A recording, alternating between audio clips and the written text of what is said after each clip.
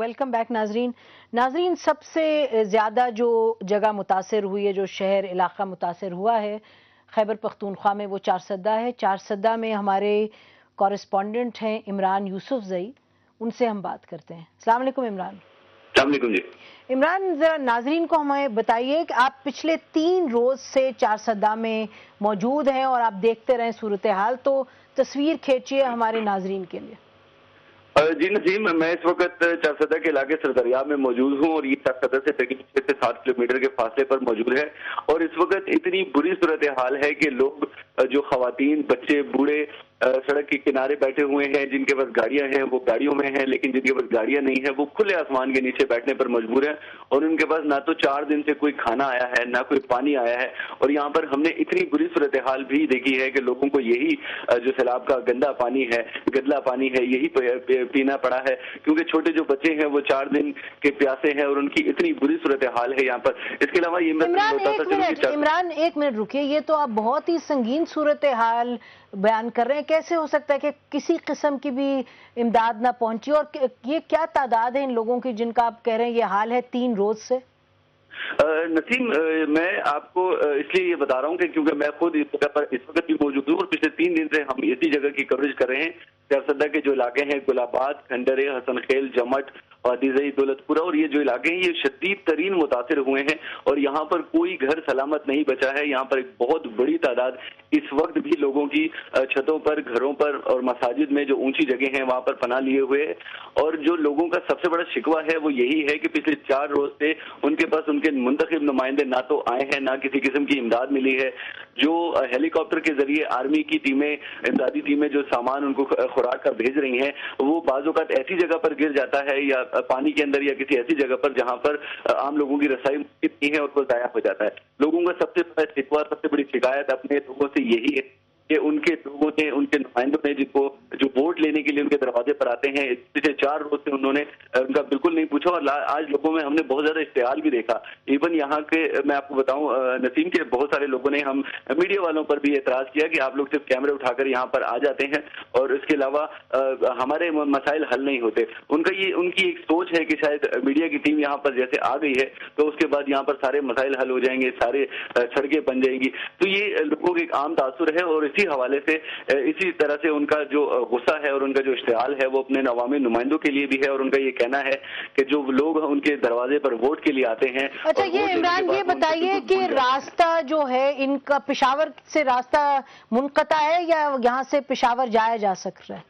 نسیم، پشاور سے چارسدہ جانے کے لیے 3 راستے ہیں۔ ایک شب قدر کا راستہ ہے جو چارسدہ کے قریب سے مڑتا ہے، دوسرا چارسدہ یہ سردریاب کا راستہ ہے جو دریا سوات کا پل ہے جسے مقامی لوگ دریائے خیالی کہتے ہیں، اور اس کا جو پل ہے یہ مکمل ٹوٹا ہوا ہے، اور اس وقت یہ جو سڑک کی حالت نہیں ہے یہ سردریاب کے راستے چارسدہ جانے والی ہے۔ تیسرا جو راستہ ہے وہ موٹر وے کی طرف سے ہے، اور موٹر وے پر بھی جو نوشہرہ کا علاقہ ہے، کیمپ کوبرنا، وہاں پر وہ پوری سڑک پانی کے اندر ڈوبی ہوئی ہے، اور کوئی بھی راستہ اس وقت چارسدہ جانے کے لیے سوائے ہیلی کاپٹرز کے ذریعے یا کشتیوں کے ذریعے یہاں پر نہیں ہے۔ اور لوگوں کا سب سے بڑا مطالبہ یہی ہے کہ سردریاب کی سے آگے یہ جو پل ہے، اس یہ جو چونکہ ٹوٹا ہوا ہے تو یہاں پر اگر کشتیاں ان کو فراہم کی جائیں تو کشتیوں کے ذریعے کم سے کم وہ جا سکتے ہیں۔ آج صبح جو ہم نے یہ صورتحال دیکھی ہے کہ لوگوں نے جو عارضی طور پر جو پل قائم کیا ہے وہ درخت کے تنے ہیں، اور ایک کونے سے ان کو دوسرے پل کے پاس رکھا گیا ہے، اور اس کے بعد رسیاں باندھ کر اور لوہے کی جو تاریں ہیں وہ باندھ کر وہاں سے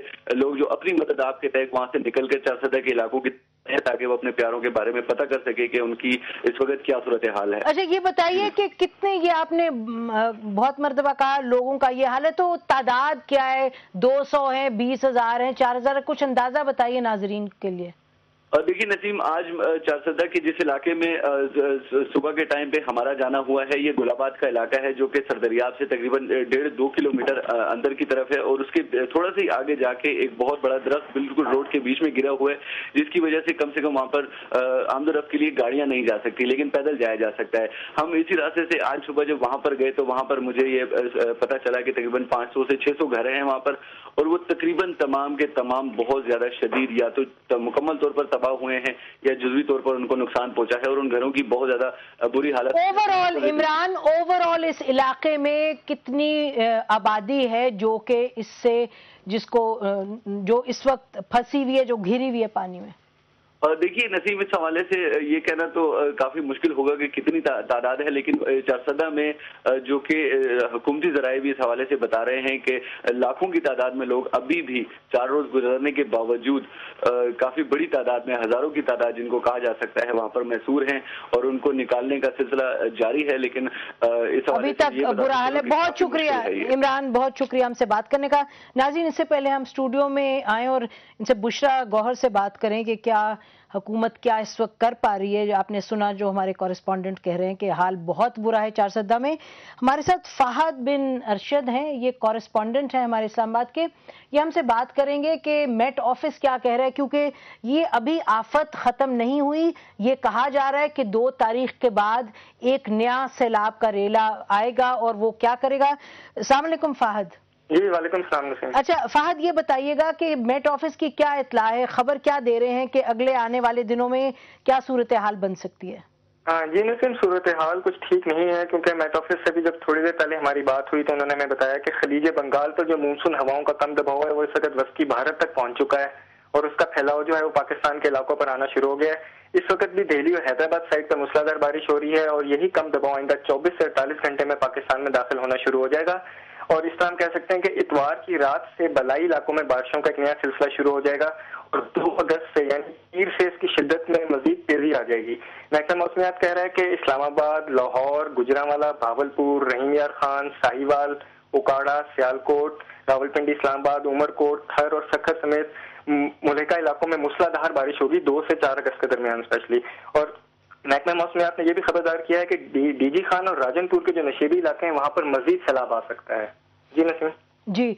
अच्छा, तो ये तो जो आने वाली सूरत हाल है, आपने एक और संगीन तस्वीर खींची। ये बताइए हमारे नाजरीन को कि ये जो इस वक्त सूरत हाल है, आप तो मेट को ऑफिस की जो भी है कवर करते रहते हैं क्लोजली, पिछले 2-1 महीने में क्या हमें ये अंदाजा था कि ये होने वाला है? क्या हमें मेट ऑफिस बता रहा था क्लियरली कि ये होगा?